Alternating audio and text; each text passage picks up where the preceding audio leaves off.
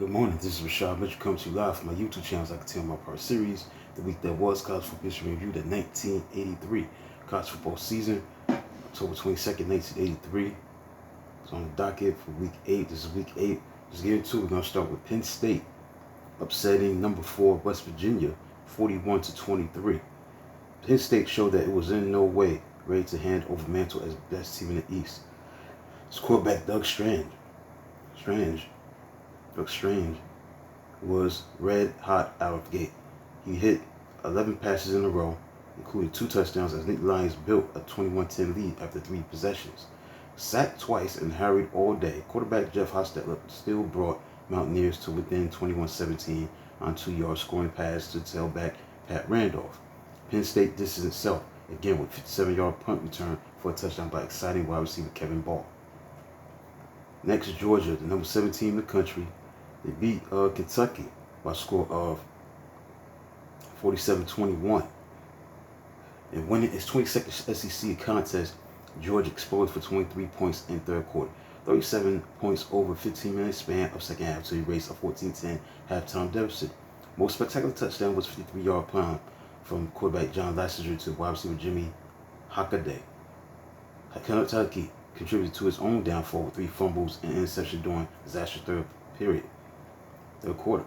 The Bulldogs even held back George Adams, 34 yards rushing, although Wildcats threw for 253 yards. Georgia rushed for 362 yards with tailback Keith Montgomery leading with 98 yards, while tailbacks David McCluskey, Sean Jackson each scored twice.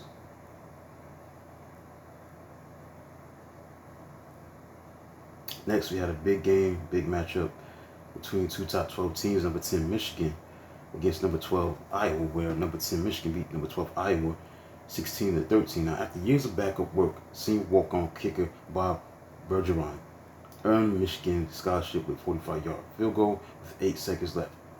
Iowa had just rallied to 13-13 tie, turning 2 turnovers into 10 points, and were moving again until tailback Owen Gill, by 120 yards on 20 carries, fumbled at Michigan 29-yard line with 1:30 left.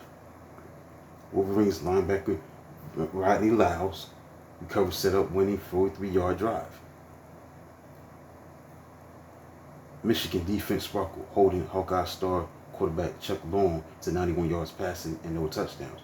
Meanwhile, Iowa's touchdown came on a fake field goal as backup quarterback Tom Grogan threw a 3-yard touchdown pass to tight end line Olin Januzak. Michigan tailback Rick Rogers rushed for 129 yards and 4-yard touchdown in the third quarter as Iowa kicker Tom Nickel booted 2 field goals, including the school record 56-yard field goal, beg your pardon. Next, we have Wisconsin beating Indiana 45-14. Next, Notre Dame beat Southern California 27-6. Despite Southern Cal's recent struggles, the Fighting Irish took no chances against school they had not beaten since 1977. They dusted off inspirational green jerseys that had worked so well 6 years earlier. By halftime, the score was 17-0. Trojans were well on their way to defeat. Notre Dame tailback Alan Pickett ran for 122 yards and 3 touchdowns by throwing a 59-yard touchdown pass to tight end Mark Bavaro that set up the first touchdown. He threw a 59-yard pass to tight end Mark Bavaro, setting up the first touchdown on Pickett's 11-yard run. Notre Dame scouts had noticed halfback pass that burned Trojans' defense prior week and lost to Arizona State. But linebacker Rick Naylor led Irish defense with 2 interceptions. Bright spot for USC was the extension of the NCAA record streak of not being shut out to 184 games. This consolation had been earned on tailback Michael Harper's 1-yard touchdown run. Harper was USC's leading rusher with 64 yards. Next, we got Texas, the number 2 team in the country. This is a battle of 2 top 10 teams at the time. Number 2 Texas against number 9 Southern Methodist, where number 2 Texas beat number 9 Southern Methodist 15-12, with neither team able to hold on to the ball. Foes combined for turnovers of 10, with 7 arriving in second quarter alone. Battle of SWC, unbeaten teams winning Southwest Conference unbeaten teams, was not at 6-6 late in the game. Longhorns turned to backup quarterback Todd Dodge, It was a 7-yard alley-oop touchdown pass to wide receiver Bill Boy Bryant with 7 minutes left, put them ahead 13-6. SMU then marched 80 yards with final 16 yards on run by tailback Reggie Dupart, who gained 52 yards rushing on drive. Mustangs went for lead, but Harry quarterback Lance McElhenney was forced to throw pass and ground in front of Dupart on 2-point try.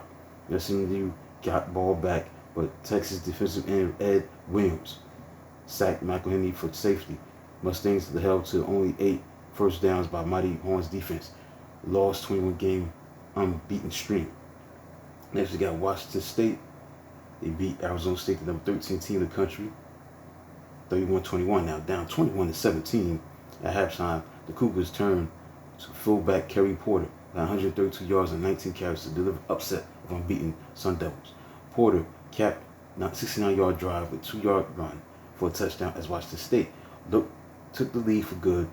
Cougars then needed only one play to score an insurance touchdown. Now 68 yards run by Porter. Arizona State tried to rally behind quarterback Todd Helms, who threw 3 in his first half touchdowns that was picked off second and third times. Devils, who managed only 52-yard rushing, were hampered by injury to tailback Darryl Clack, conference's leading rusher, who left in second quarter with bruised left hip. Washington State quarterback Ricky Turner completed 15, 119 yards and 2 touchdowns.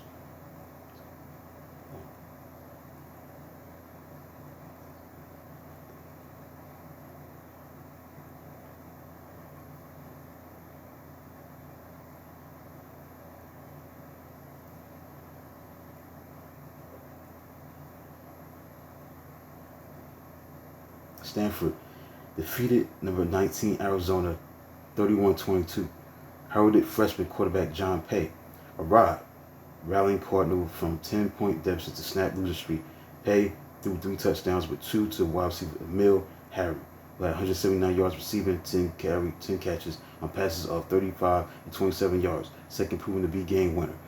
Arizona managed only 82-yard rushing, which put pressure on quarterback Tom Tunnicliffe. Tunnicliffe led Wildcats to 17-7 second quarter lead, but then bottom dropped out for Wizards as Pay proved unstoppable.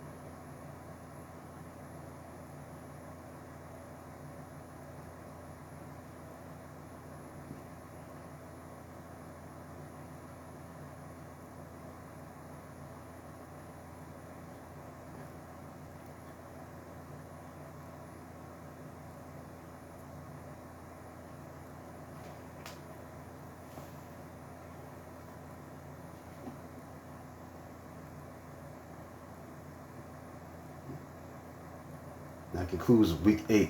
The games that played on October 22nd, 1983. Okay, let's look into the AP October 24th poll. It was a tie between the 19th spot between Boston College and Notre Dame, number 18 Alabama, 17 Iowa, 16 Ohio State, Brigham Young, 15, 14 Oklahoma, 13 Maryland, 12 West Virginia, 11 Washington. The top 10 round out as this: Southern Methodist, number 10, number 9 Illinois, number 8 Michigan, number 7 Miami, 6 Georgia, 5 Florida, 4 Auburn, 3 North Carolina, number 2 Texas, number 1 Nebraska.